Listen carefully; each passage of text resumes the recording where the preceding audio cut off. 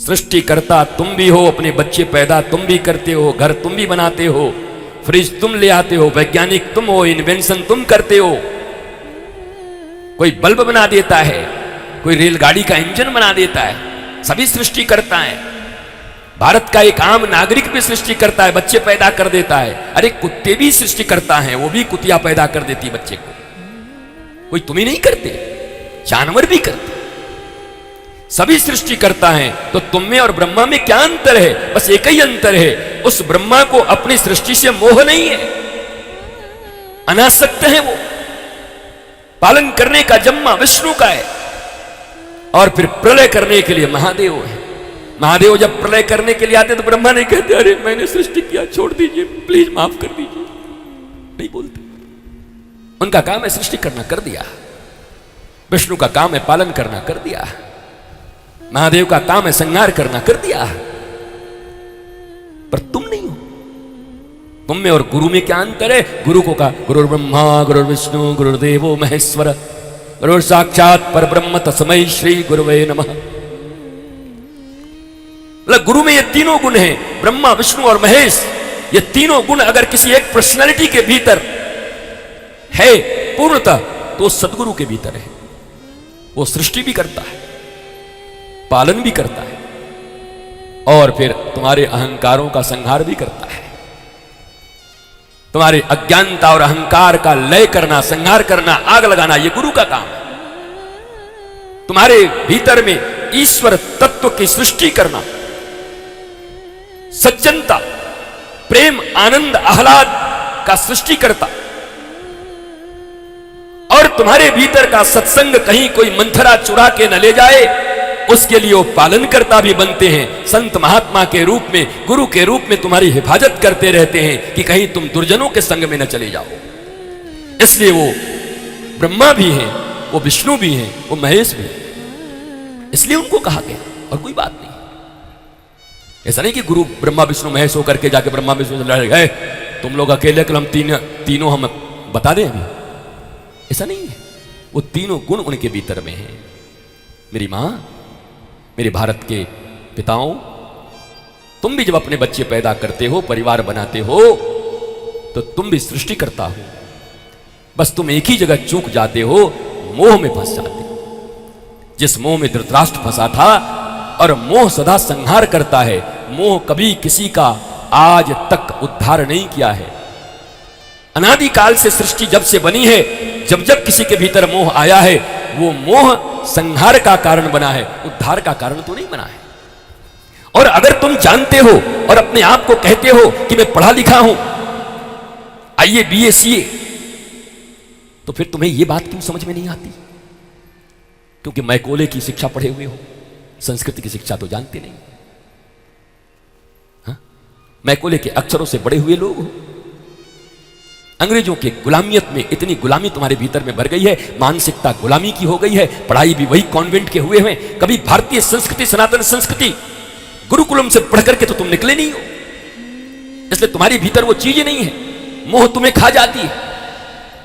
इतना सब कुछ अच्छा करने के बाद भी, बच्चे बच्चे पैदा करने के बाद भी, अपना सब बेच करके उनका लालन पालन करने के बाद भी, खुद रात भर नहीं सोते उनके सुलाने के बाद भी, खुद अच्छे कपड़े नहीं पहनते उनको पहनाने के बाद भी, अपने को दुख में रख करके अपने बच्चों को सुखी रखने के बाद भी तुम्हारे जीवन में आह्लाद, प्रेम और शांति नहीं है, क्योंकि मोह तुम्हारा संहार कर रहा है। श्रीमद् भागवत तुम्हें मोह से ऊपर उठाती है। श्रीमद् भागवत कोई नाचने गाने का कथा नहीं है, ये केवल मनोरंजन का साधन नहीं है, मनोमंथन का। ये इंटरटेनमेंट नहीं है, एनलाइटनमेंट के लिए। इंटरटेनमेंट करने के लिए मल्टीप्लेक्स काफी है, जाओ नाचो, नाचने। बॉलीवुड में नाचने वाले ही हैं, गाने वाले ही हैं, देखो उनको। इस आसन से भी बैठ करके अगर तुम वही अपेक्षा करते हो, भारत के सबसे उत्कृष्ट जागृत पीठ से अगर तुम वही अपेक्षा करते हो कि आधे घंटे 2 घंटे तुम्हें नचाए, दहिया पी गए, सरर करर यही करते रहे, तो ध्यान देना, फिर इस भारतवर्ष में भारत की गरिमा, गवेषणा, महिमा, भारत विश्वगुरु, ये सब केवल इतिहास रह जाएगा। स्वप्न देखना भी बेकार है, फिर कोई स्वप्न काम नहीं आएगा। विद्वान सर्वत्र पूज्यते। राजा अपने राज्य में पूजा जाएगा, पर विद्वान पूरी दुनिया में पूजा जाएगा। जहां जाएगा वहां उसकी पूजा होगी, क्योंकि विद्या की ही पूजा है। और विद्या क्या देती है? सा विद्या या विमुक्तये। विद्या उद्घोषणा करती है, विद्या वही है जो तुम्हें जीवन के बंधनों से मुक्त करती है, आजाद करती है, स्वतंत्रता देती है, आह्लाद देती है, मस्ती देती है। सा विद्या या विमुक्तये, यह उद्घोषणा है शास्त्र का। विद्या उसी को कहते हैं जो तुम्हें मुक्त करती है। तुम्हारी विद्याएं तुम्हें मुक्त कर रही हैं या बंधन में डाल रही हैं? तुम्हारे स्कूल और कॉलेज तुम्हें मुक्त कर रहे हैं, मुक्ति की पढ़ाई दे रहे हैं? नो। कमाना सीख जाओ, अच्छी बात है, जान जाओ। H2O, NaCl, नमक को नमक ही कह दो, सोडियम क्लोराइड कहने जाओगे तो गड़बड़ हो जाएगा। ठीक है, अच्छी बात है, लेकिन याद रखो, ये सब होने के बाद भी खोखले ही रहोगे। ऊपर से जितने टिप टॉप नजर आओ, भीतर जो आग लगी हुई है वासना की, उपासना नहीं है। भीतर जो जलनशीलता है, भीतर जो अभाव है, भीतर जो दूसरे से छोटा होने का गम है, ये सारी चीजें तुम्हें भीतर भीतर जलाकर मार डालेंगी। कभी चैन नहीं मिलेगा, शांति नहीं मिलेगी। उस परम शांति, परम आनंद तो उस ज्ञान के द्वारा ही उपलब्ध हो सकता है। इसलिए भगवान ने पूतना को नहीं देखा। और आज सक्तासुर का वध होने वाला है। दूध घी से भरा हुआ है, उत्सव हुआ, मैया घबरा गई, जो आवे वही लाला को पकड़ ले। कोई टांग उठा के देखे, कोई आंख उठा के देखो, कोई मुंह में उंगली डाल के देखे, दांत निकला कि नहीं निकला। बताओ, ब्रह्म के साथ भी ये हालत है। गोपियों के बीच में ठाकुरों कह रहे हैं भगवान कहां आ गए। कोई गोपी आवे, टांग उठा, लाला ठीक है, विकलांग तो नहीं है। बताओ, ब्रह्म को विकलांग करे महाराज। कोई मुंह में उंगली डाल के दांत निकला कि नहीं, 6 दिन में कौन से दांत निकल जाएंगे।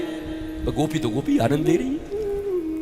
मैया ने क्या किया, जाकर के उस सकट में बांध दिया लाला को, उनके पालने को सकट में बांध दिया।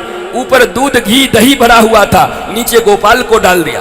बताओ, रस ऊपर हो गया, रसेश्वर नीचे हो गया। तुम्हारी जिंदगी में भी यही भूल है। सक्तासुर का वध हो गया, बैलगाड़ी तोड़ दिए, हो गई कहानी।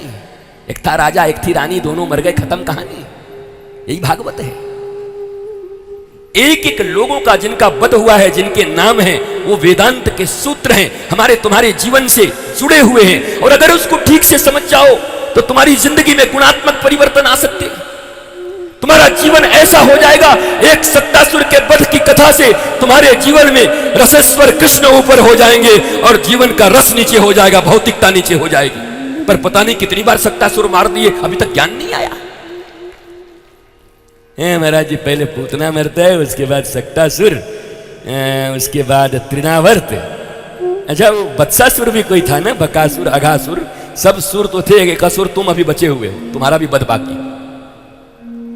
जो अज्ञानी है वो असुर ही है महाराज।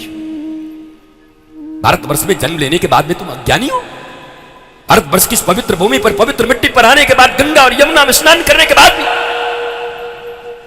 संत और महापुरुषों के इतने आशीर्वाद और छाया होने के बाद भी, इतने प्रज्ञावान पुरुषों के होने के बाद भी तुम अज्ञानी हो।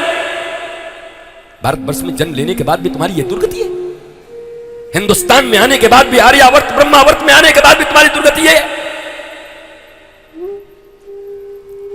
सक्तासुर को अब क्या क्या भगवान ने कहा, वाह, मेरे ही नाम पर उत्सव हो रहा है, मुझे बैलगाड़ी के नीचे बांध दिया लाके, चारों तरफ दूध दही मौज, और हमारे माथे पे लाकर के घी और दही रख दिया। मेरा नाम कृष्ण है, रसौ वैशः। परमात्मा का नाम रसौ वैशः। बताओ, रस को पैदा करने वाला मैं हूं, रस को मेरे माथे पे रख दिया, मुझे रस से नीचे डाल दिया। रस का उत्पत्ति करने वाला मैं हूं, रसेश्वर मैं हूं। रसेश्वर नीचे और रस ऊपर। हमारे तुम्हारे जीवन में तो यही है ना, जगत ऊपर जगदीश नीचे। हाँ, प्यार नीचे व्यवहार ऊपर। क्या कर रहे हो जिंदगी में, कर क्या रहे हो? प्यार तो है नहीं, व्यवहार निभा रहे हो।